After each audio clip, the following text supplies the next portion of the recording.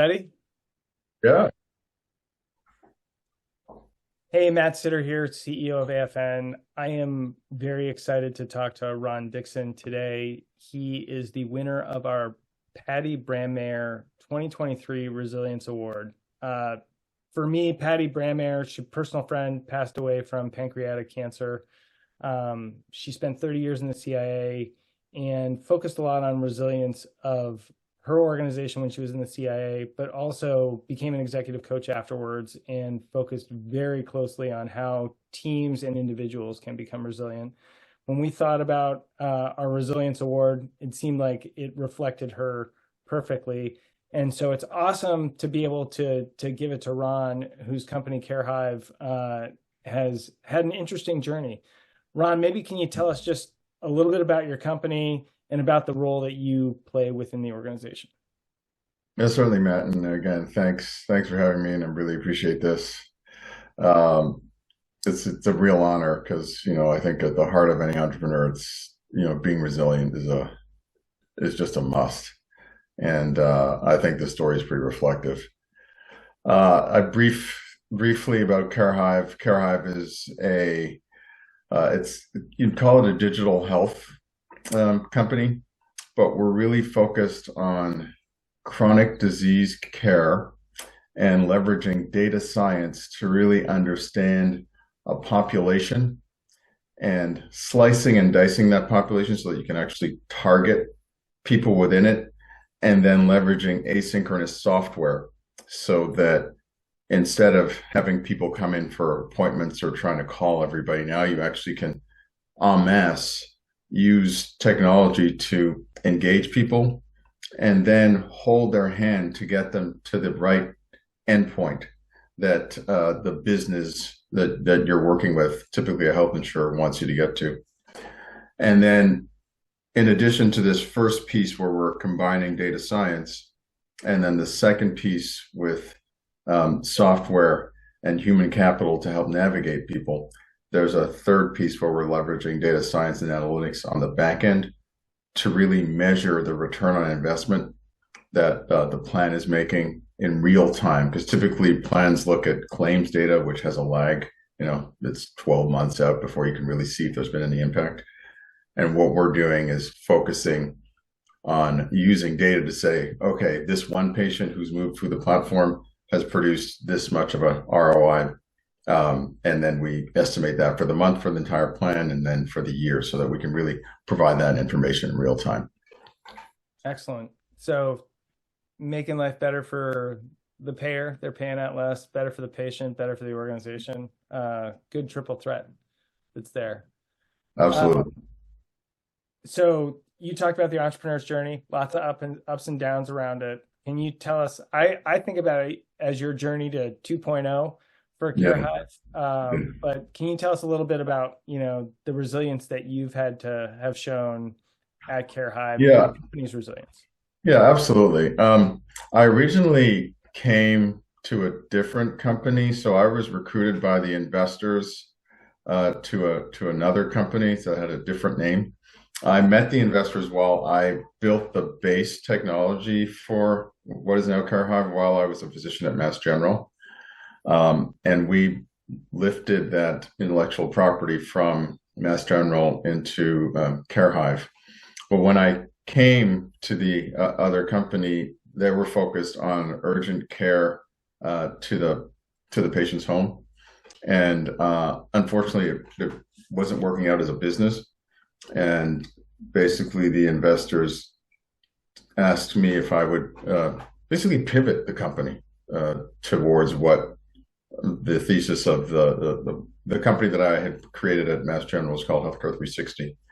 And they said, let's pivot to that thesis, but you're going to have to wait until you have clients before we can really scale up the company. So they kind of asked me to hold things fairly steady, which means pretty much trim the workforce significantly and kind of keep just a bare bones chassis going when that lasted several months. And it meant laying off people that I knew, people that had just been recently hired, um, and then nursing along some deals that would allow us to then really rebirth as the company that I just described. And and that was the journey. I mean, it's been challenging, I think, a lot due to the waiting. Um, and I know entrepreneurs by nature are impatient, but I've had to do a lot of waiting, and then you have to, um, you have to be optimistic. You also have to be realistic, Yeah.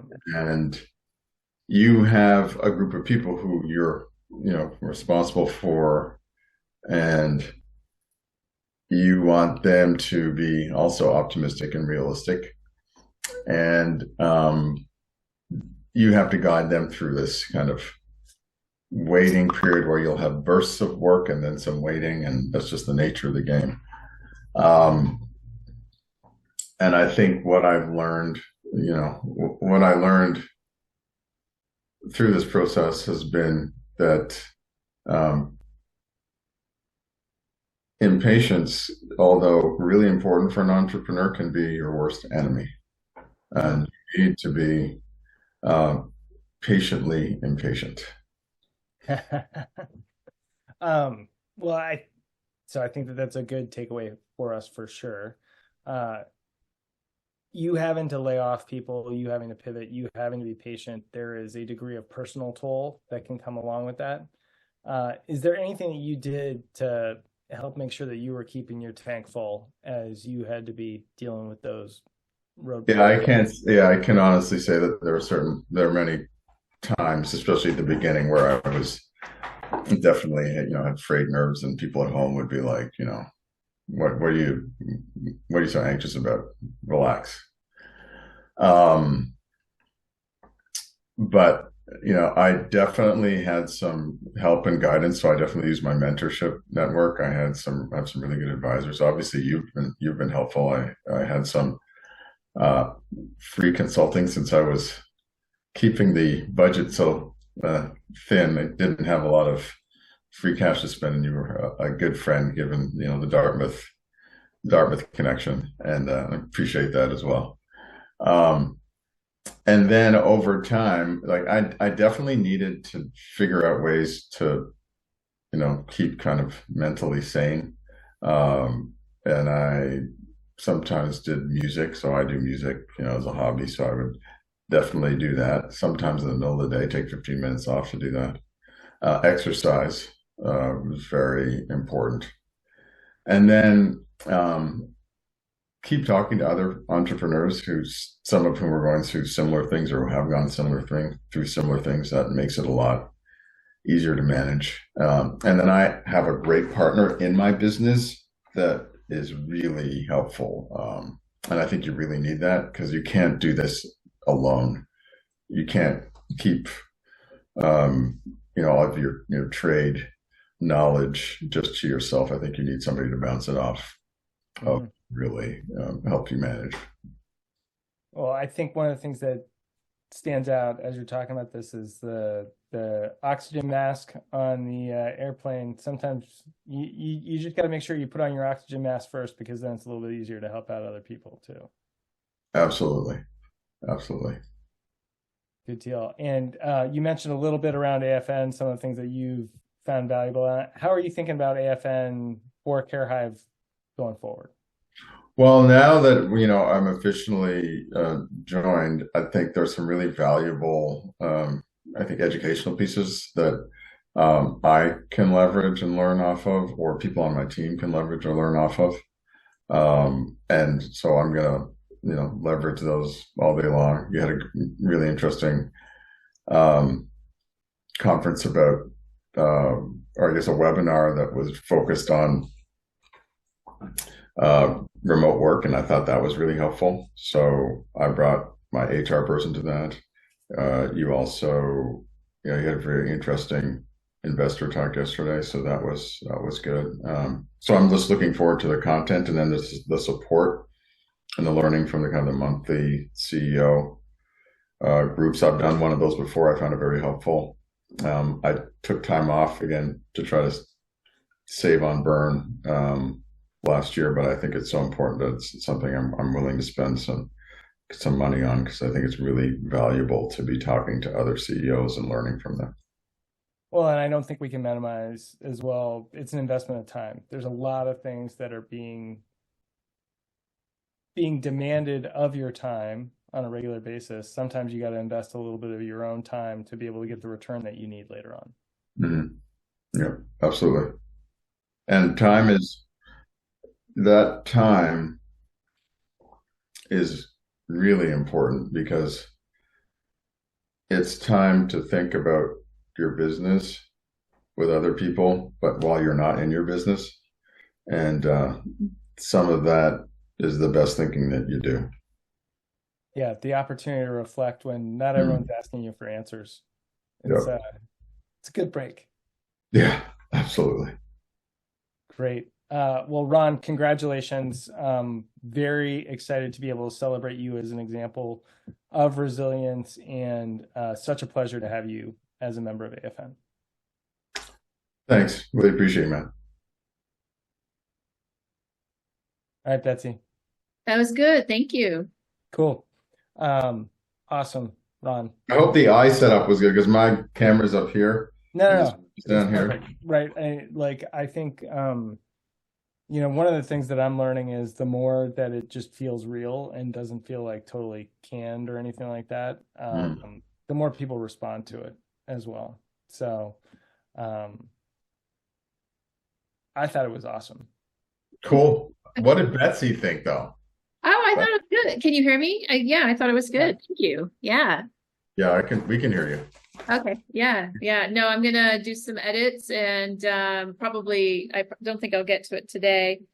Early next week, because I'm trying to get all of the CEO awards content for the big announcement on February 21st. So that's what we're working towards. So stay tuned for more details on that.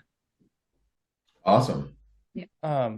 When you were talking about asynchronous, Sanjeev just was like lighting up in my head, all the stuff that he talks about. He's a very interesting dude. That you're doing fit into his world really well. Yeah. He's an interesting dude. Yeah. It's like there's sparks flying off of his head. He's so smart. Well, when I went to see him, we went for coffee last week, and he was wearing this like kick-ass suit. Oh yeah. Like a custom suit with like this purplish, like this gorgeous blazer. And I was like, dude, where'd you get it? It was like made in India. He gets his tailor suits made in India and shipped to him, and it's cheaper, obviously, but I was like, Sure. And I was dressed, in jeans and my vest. So I was like, damn. You're living the part. If I had known, Did you know he's fluent in Italian? I think he told me, yeah. Yeah. He's a big just dancer. like totally interesting dude. Yeah, he's a big dancer. Well, and I think he does some powerlifting as well. And yes. He wants to lift like 450 this year or something. Yeah. Easy. That's not anything I need to tackle. No, I know I can't tackle. I can barely lift, like, with the weights that I do every other day, it's hard enough, and it's like 25-pound barbells. It's all functional though. Yes. Yeah. Cool, man. Well, happy Friday. Thanks for coming. Have a great weekend. And I am putting out what the topic is for the Hub group this afternoon. We're going to be talking about how you think about employee development. So always an interesting thing is like, what capabilities do you have existing within the business? What do you want to build? Things like that. So it should be a good conversation. Cool. All right. Look forward to it. Good deal. All right. Thanks. I We'll really talk soon. appreciate this. Thank you very much. Yeah, appreciate it. Thank you so much. Happy Friday. Okay.